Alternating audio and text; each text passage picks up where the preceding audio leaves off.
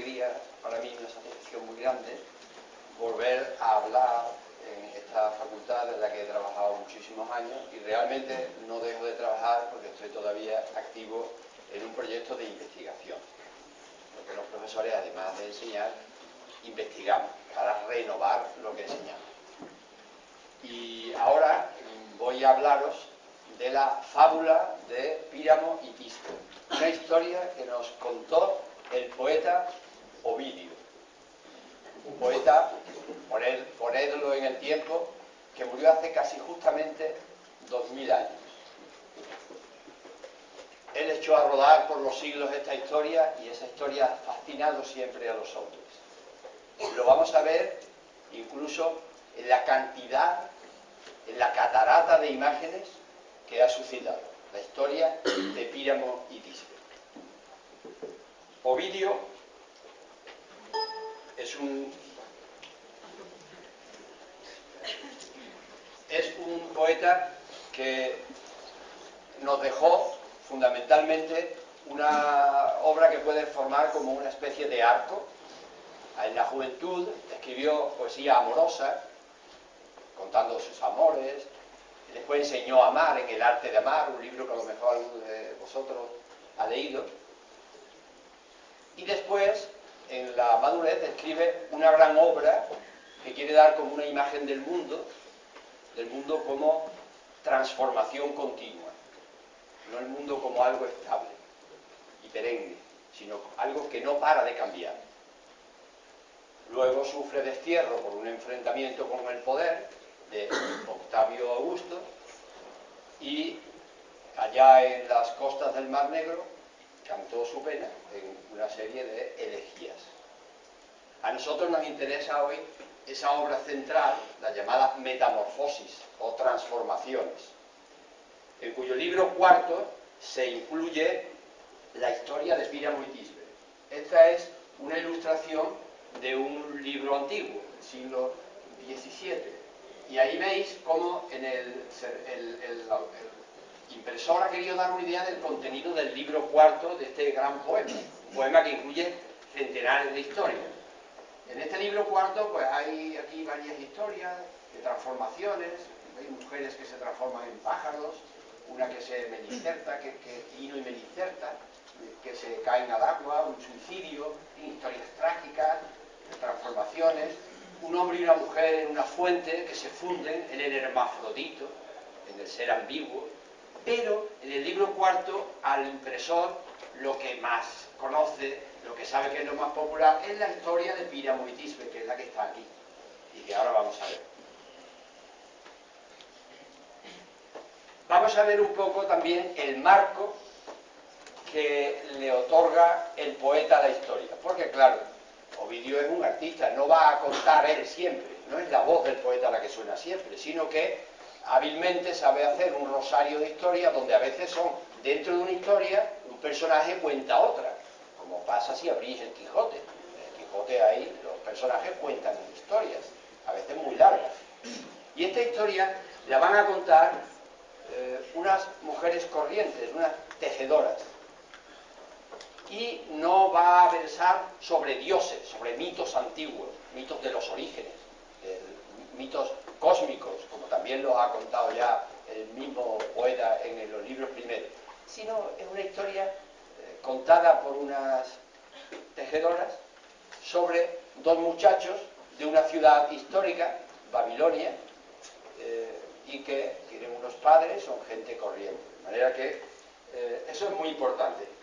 ¿Cómo llega la historia a contarse? Pues resulta que va contando las historias de Baco, y Baco es un dios nuevo, que es un dios revolucionario, trae unos rituales que se llaman orgia, que son unos rituales de éxtasis, entre el vino, la danza, rituales nocturnos, y en el que tiene un papel muy grande la mujer, con una especie de desinhibición de las reglas muy duras que le pone la sociedad a la mujer. En esas orgías nocturnas, rituales báquicos, la mujer tiene un papel muy importante.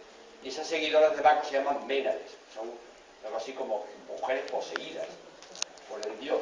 Y aquí veis un cuadro que representa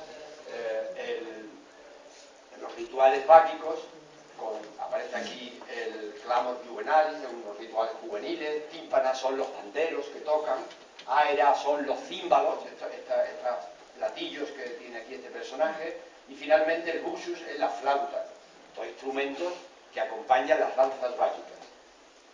Pero las hijas de Minos, unas mujeres, no aceptan al dios, dicen que es un dios nuevo, no les agradan esos rituales, y ellas se dedican, mientras los demás están de fiesta, ella dice no, trabajar. Y allí, en su taller, muy decentes, todas revestidas, aumentan la producción del hogar y la riqueza del hogar, trabajando en la lana. Así solamente las mineidas, las hijas de Minas, de Vinias, las hijas de Vinias, perdón, siguen allí con sus lanas. Pero el trabajo del telar, que había en cada casa un telar, estamos en la sociedad industrial y nuestras ropas las hacen en fábricas, en la antigüedad había un telar en cada casa. Una de las tareas de la mujer era lanan fáqueres, hacer la lana. Era un trabajo muy monótono, el telar, pues la lanzadera va de acá para allá y tejer, sacar el hilo del uso del vellón de lana, y se acompañaba muchas veces de cantos y otras de historias, algunas. Allí, entre todas, iban contando cada una historia. Y son estas hijas de Minias las que cuentan la historia a la que ahora vamos a asistir. Al principio ella, la que va a contar la historia, estaba dudando. Mira, yo quiero contar una historia de Oriente. Oriente es atractivo, exótico, es un mundo lejano. Una historia sobre Babilonia, la ciudad. Ahí le veis una representación con la torre de Babel. Babilonia y Babel. Los europeos tienen la visión bíblica de Babilonia, los antiguos no tienen la historia esta de la torre. En esta visión aparece ahí al fondo pues la torre de Babel. Y ahí dentro de Babilonia hay muchas historias. Dice, está la historia de Der-Cetis, que es una reina que se convirtió en pez. Y también su hija, que se llamaba Semiramis, también tiene otra historia en la que ella termina al final convertida en paloma y está al final en una torre blanca, ¿veis? Que es el palomar, en un palomar. Pero dice, no, deciden por fin contar una historia que va a explicar el por qué las moras, cuando nacen en el árbol, en la primavera, son blanquitas, las moras de la morera, no del zarzal. Todos habéis sido niños y habéis ido seguramente por el campo a coger moras y habéis pinchado, y luego también habéis tenido gusanitos de seda y habéis cogido las hojitas de la morera. El protagonista de nuestra historia se centra en nuestra historia en el árbol de la morera, que tiene esa peculiaridad, una transformación. Ocurre una de estas transformaciones a las que nos tiene habituado la naturaleza. La más maravillosa de todas, nosotros mismos, que no estábamos, nosotros hace 20 años, nosotros hace a lo mejor ya 50 o 60 años, no estábamos aquí, aparecemos como fantasmas y nos desvanecemos. La idea de que el día de hoy, de la hora de hoy, es perpetua, la tenemos muy grabada, pero somos también transformaciones de la rerum natura, en la que da lugar a los seres diferentes.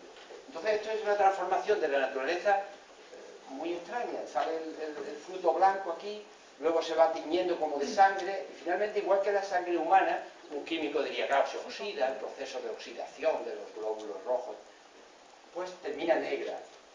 Pero los antiguos no quieren ciencia, los antiguos hacen poesía, ven esto y inventan una historia. Estas historias, en fin, aquí estamos en la academia, en la escuela, y nos gusta mucho poner rótulos. Somos un poco los descendientes de Adán, cuando Jehová cogió a Adán allí y lo puso en el paraíso. Venga, le vas a poner nombre a todos los animales. Y van pasando los animales y va poniendo nombre. Y esto en la vida escolar y científica somos muy acostumbrados a poner rótulos. ¿Cómo se llama una leyenda que explica algo, que da razón de algo? Se llama leyenda etiológica. Mira que esto no es un mito, sino un cuento, una leyenda que va a explicar el por qué las moras son blancas y luego pasan a negras. Pero va a ser una historia de juventud y belleza, de amor y muerte. Tiene unos elementos que la van a hacer muy atractivas. La historia va a ser muy atractiva. Es Los protagonistas ya nos aparecen aquí. Píramo y Tisbe. El uno, el más hermoso de los muchachos. Y la otra pasa por delante de todas las muchachas que nacieron en Oriente. Esa es la presentación de la historia. ¿Dónde va a ocurrir? En Babilonia, donde Semíramis rodeó la ciudad de muros de barro cocido. Es un dato histórico, realmente. Sabemos por la arqueología que las ciudades de Oriente, y Babilonia, Nínive, están construidas sobre todo con barro, con ladrillo. Son una ciudad de ladrillo. Esta es una reconstrucción de Babilonia, no como la otra fantástica, sino arqueológica, como fue o pudo ser la Babilonia antigua con sus famosos jardines colgantes, una de las maravillas del mundo, estos jardines que estaban en los tejados.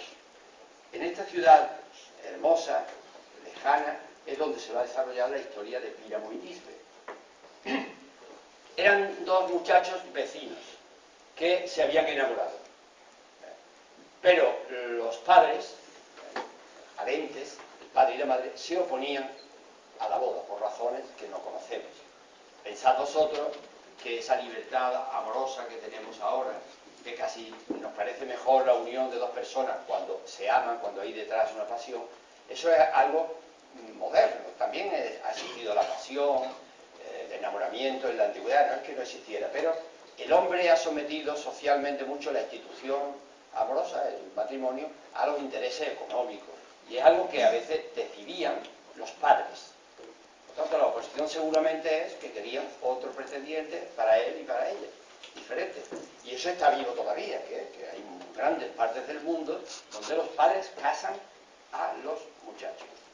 El matrimonio es algo tan importante que no se le puede dejar a unos jóvenes, en manos de unos jovenzuelos, de 15 a 20 años, cuando se casan en la India, por ejemplo. Y son los padres los que gestionan el matrimonio. Hay que los padres se oponen, pero ellos descubren, son vecinos, descubren una raja que hay en la pared, ¿veis? Fisus era tenui rima, quamdux era torin, confieret, paries, domui, communis utrigo.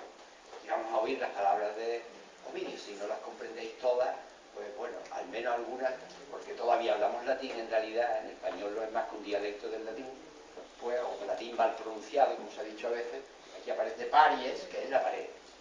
La protagonista de esta historia, aparece en mucha iconografía, es la pared que separa y que une también, porque tiene una ranura, y por allí los muchachos pueden hablarse. Y en este cuadro la protagonista es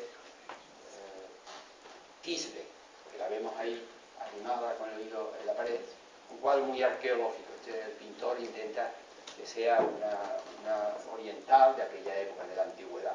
Fijaos, tiene aquí el uso de la lana, como siempre, la labor de la lana, igual que las miníades que están contando la historia.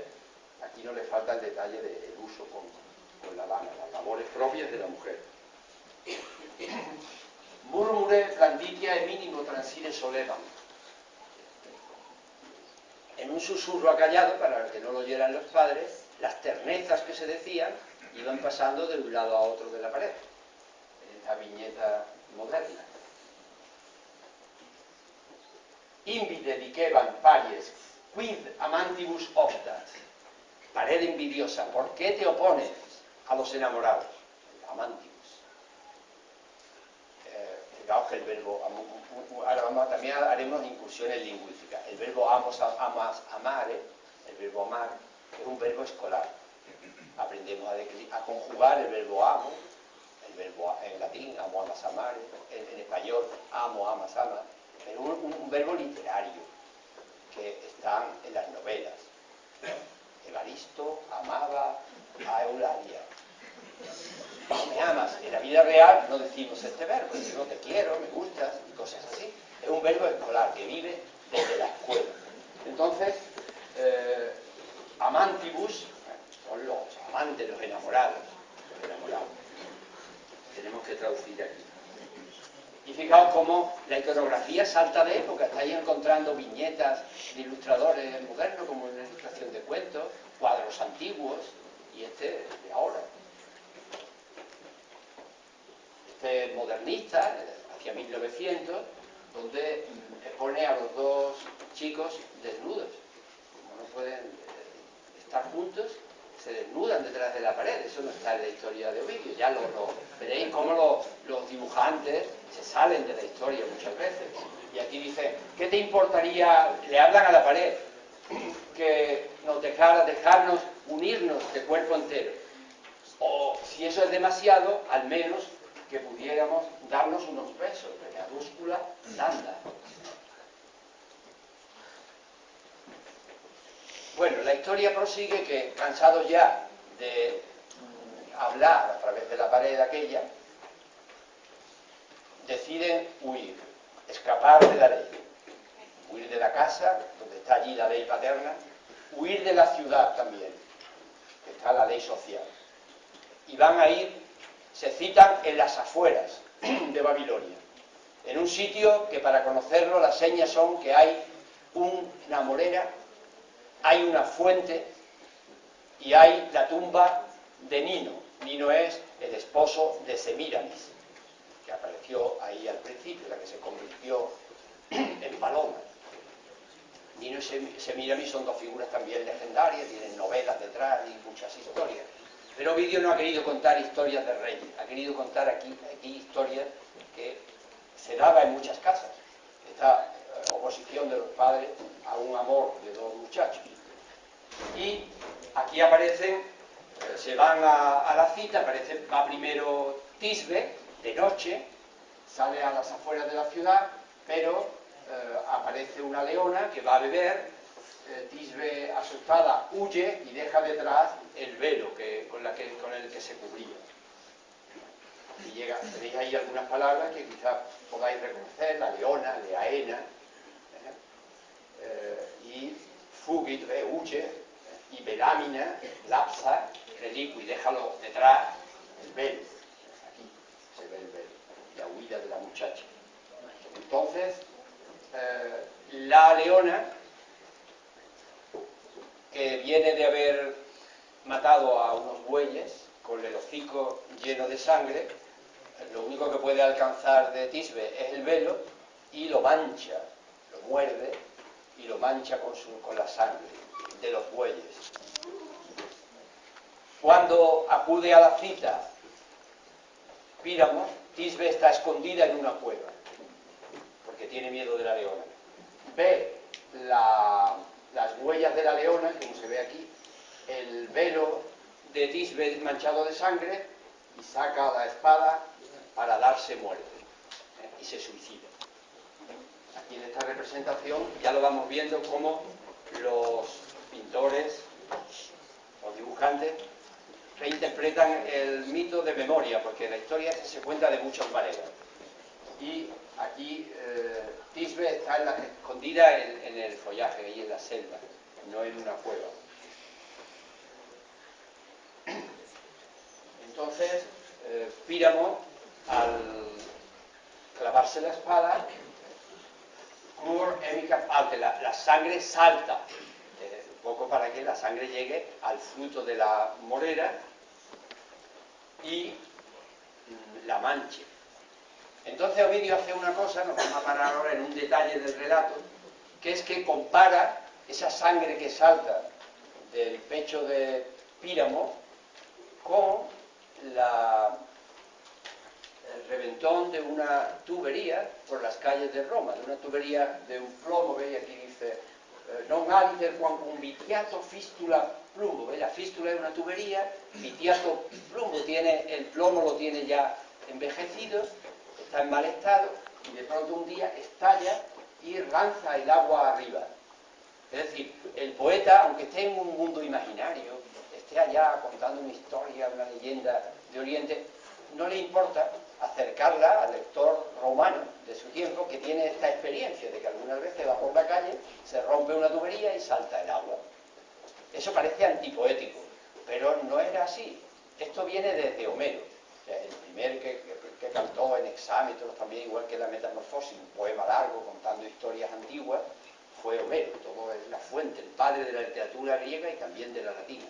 Y ya Homero hacía esto, que cuando Ulises naufraga y llega allí a la isla de los Feacios, donde va a conocer a Nausicaa pues se mete en un hoyo junto a un árbol y se cubre de hojarasca porque tiene frío. Dice, es igual que cuando una mujer coge un ascua por la noche y la mete debajo de las cenizas para por la mañana tener un fuego y poder volver que regrese a hacer de nuevo el fuego. Pero primero continuamente está llevando a sus oyentes, estos poemas que eran al principio eran orales, se cantaban por las esquinas, llevan a los oyentes al mundo antiguo, lo acercan mediante estos símiles, estas comparaciones. Están muy presentes siempre en la metamorfosis. Y su fundador, el que las inicia, y el que al que imitan todos, es a Homero. Y ahora llega el momento en que ya tranquila Tisbe, la leona se ha alejado, sale de la cueva y va al lugar de encuentro. Y viene el hallazgo del amado. Aquí veis una representación muy decente de la Alemania luterana, donde Tisbe pues, está vestida, pero en fin, los elementos, está la vaina de la espada que aparece en la fuente, como veis aquí, un amorcillo. Este otro pues, es un tema que los pintores llaman pietà, la mujer dolorida y el hombre. El más famoso es la pietà de Miguel Ángel, María y Jesús en los brazos, Jesús muerto. Esta es una escena de pietà, cuando lanza su lamento Tisbe. Esta ya es una representación alegórica con un amorcillo aquí revoloteando y falta la fuente, la leona, el velo, falta todo, incluso la espada, no hay espada, es todo muy elegante, se busca sobre todo la elegancia, la simplicidad. Esta es quizás más real porque la escena ocurre de noche, y con la grisalla el pintor ha sabido reproducir el momento de la escena. Está aquí el velo, la vaina de la espada se asoma por aquí, no tiene ninguna herida el cuerpo del joven, y la muchacha aparece aquí vestida, la fuente, y el momento este que describe es cuando echa lágrimas sobre las heridas, veis aquí, vulnera, lacrimis, unas palabras entendéis, y óscula otra vez, óscula y vultus, el bulto, el rostro, le pone besos. Este pintor ha seguido bastante cerca del relato de Ovidio, que ahora lo vamos a leer, claro, sobre todo vamos a leer el momento este que más impresionó y que desencadena un mayor número de imágenes. El momento en que Tisbe decide acompañar a Píramo en la muerte. Pero después de que despacio reconoció a su amor, sacude con sonoro golpe sus pobres brazos y desgarrándose el cabello y abrazando el cuerpo amado, colmó sus heridas de lágrimas y con su llanto la sangre mezcló y prendiendo en su helado rostro besos, Píramo clamó, ¿qué azar a ti de mí te ha arrancado? Píramo responde, la Tisbe tuya a ti, queridísimo, te nombra, escucha y levanta tu rostro abatido, al nombre de Tisbe sus ojos, ya por la muerte pesados, alzó Píramo, y en cuanto la vio, los volvió a velar. Ella, una vez que reconoció su velo y vacía de la espada vio la vaina, tu propia mano a ti dice, y el amor te ha perdido, desdichado. Tengo también yo una mano fuerte, solo para esto. Tengo mi amor, él me dará fuerzas para herirme. Seguiré al extinguido, y de la muerte tuya dirán que fui causa tristísima y compañera. Y tú, a quien solo la muerte hay podía arrancarme, ni aun la muerte podrá arrancarte de mí. Pero recibid de ambos este ruego, oh desdichadísimos padres, los míos y los suyos, que a los que un amor firme unió en la hora final de la muerte, no dejéis por enojo de colocarlos en un mismo sepulcro. Y tú, árbol, que con tus ramas el pobre cuerpo ahora cubres de uno solo, pronto has de cubrir de dos, mantén las señales de esta matanza y produce frutos negros y propios de la pena. Recuerdo de estas dos sangres. Este es el relato, según Ovidio, en una traducción basada en la traducción de la profesora Ana Pérez Vega, que está aquí y que podéis ver en internet, de todas las metamorfosis la podéis leer en su traducción. Estas es las palabras traducidas del momento este que impresionó a las edades y a los siglos de la muerte de la pobre Tisbe. Y ya vamos a ver una serie de representaciones. Dice, y aquí aparece la espada que atraviesa a Píramo, también la usa tal como está Tisbe. Tenéis que, hay una cosa también que para acercarnos a los antiguos, que es los gestos. Si yo ahora digo que alguien se suicidó, este gesto es, se suicidó con una pistola. Entonces, hay un gesto del suicidio. En la batalla, cuando están perdidos los generales, desesperados, entierran el puño de la espada en la tierra, lo ponen bien seguro y se echan sobre la espada. Porque es difícil, hacer lo que hacen los samuráis duele y la mano se resiste. Entonces, para no poder echarse atrás, lo que hacen es clavar la espada en el suelo, al revés, puesta del revés, y se arrojan de bruces, y eso se dice en latín, ferro o gladio incumbere, echarse sobre el hierro, sobre la espada. Y el gesto ese lo reproducen muy bien los pintores, que han leído los antiguos y lo conocen bien. Toda la pintura europea no se entiende sin leer a los antiguos.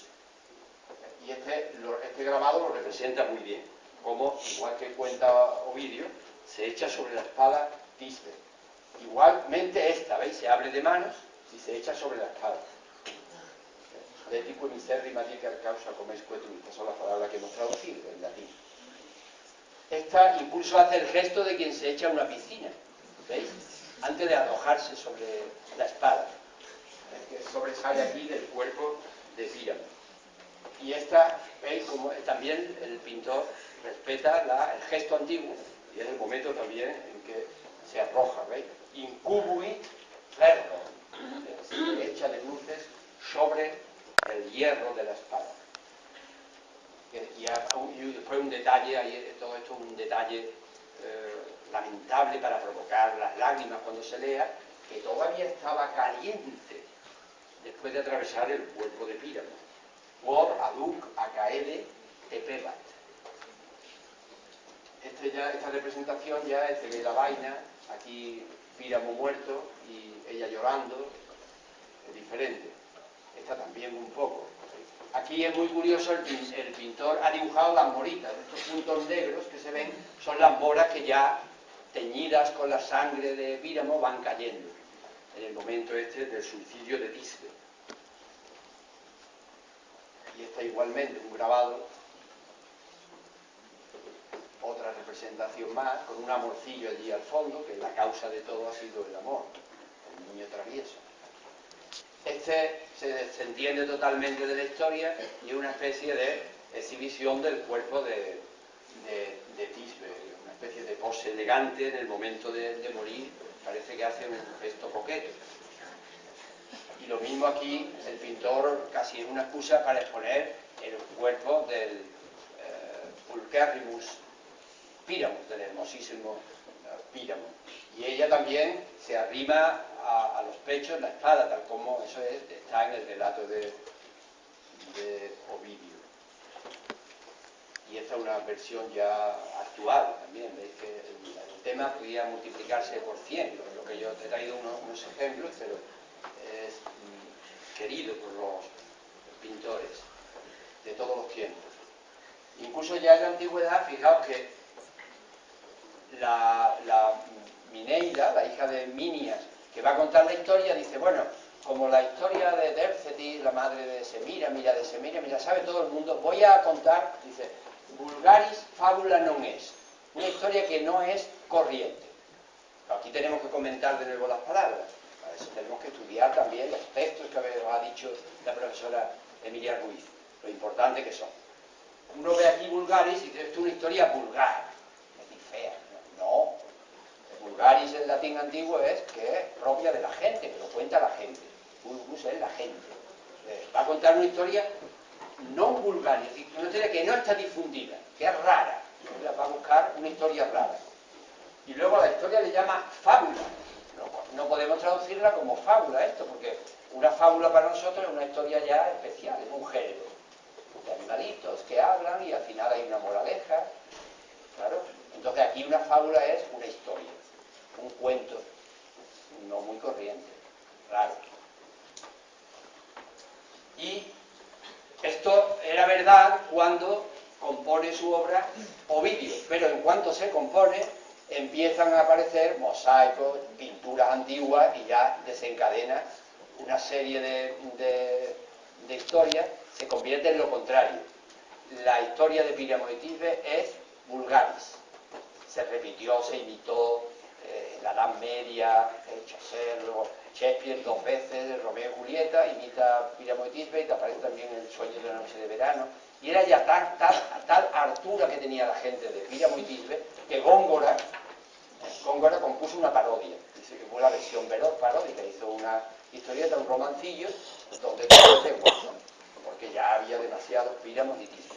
Así que, aunque la fábula cual le llama non vulgaris, se convertirá en vulgarísima, al paso del tiempo. Y vamos a ver también, ya hemos visto, la cantidad de imágenes que desencadenan con la espada de Píramo en realidad, lleno de sangre, una pintura no muy buena, pero tiene todo el dramatismo, el patetismo este que da siempre la sangre, el acto tremendo del suicidio. Y luego en la Edad Media decían que los campesinos que no sabían leer, leían en las iglesias, en la cultura, en un capitel, pero fijaos la interpretación medieval donde Píramo está por encima de Tisbe, están completamente vestidos, la espada los ensarta a los dos, y aquí se ve una figura paterna, que son estos parentes, que controla, que se representan la ley, la mirada escrutadora que impone una ley muy dura de no os améis. Eso es la representación medieval, en medio de una hojarasca, de una selva. Y luego una miniatura medieval, también con todos los elementos, la fuente, la morera, la leona, el velo. Aquí llega Píramo, todo muy vestido, la ciudad aquí, ellos están en las afueras de la representación medieval de Babilonia. Otro grabado, este es un grabado, los libros antiguos son un poco como los tebeos, estaban llenos de ilustraciones, y Ovidio quizás sea, junto con la Biblia, el que más ilustradores tiene. Uno leía la Metamorfosis y a lo mejor una sola historia, la historia de Píramo y Tisbe, tenía 4 o 5 ilustraciones. Era casi como leer un tebeo. Incluso hay ediciones de la Metamorfosis donde las historias no aparecen, sino viñetas con con 2 versitos para que se pueda más disfrutar de la imagen y entender la historia a través de imágenes que a través del relato mismo, es decir, un poco en los orígenes del tebeo, este género moderno. ¿Veis? Aquí otra cosa también que tenéis, vamos a aprender también un poco de iconografía, del lenguaje de los grabados antiguos. Representaban todo a la vez, no hacían viñetas como los tebeos.